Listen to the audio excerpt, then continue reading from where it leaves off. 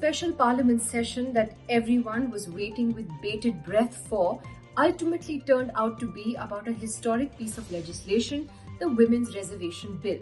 This is a bill that will essentially reserve 33% of seats for women members of parliament and women legislators in state assemblies. But the devil is in the detail.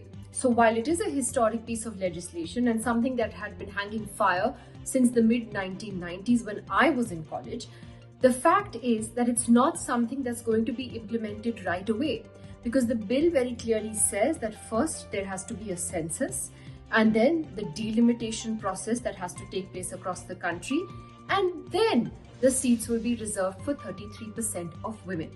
Now, this has created controversy for a couple of reasons. The opposition has pointed out that when the BJP had supported the women's bill in its earlier avatar back in 2010 when the UPA government was in power, at that time it had not been linked to the census and to delimitation, and so why was that really being done now?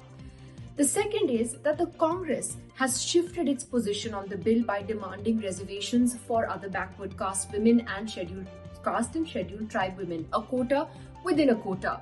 That was something that actually led to the bill's downfall in the Lok Sabha back in 2010. It was passed by the Rajya Sabha at the time, but because of this demand for a sub-quota by the Yadav trio of Sharad Yadav, Mulayam Singh Yadav and Lalu Yadav, the bill fell through. Now the Congress has changed its position, and that has to do with the political mathematics ahead of next year's Lok Sabha polls. It's clear that the Modi government decided to do it in this sort of dramatic way with a special session at this time simply because it is eyeing women voters in a big way ahead of assembly polls later this year and the Lok Sabha polls next year.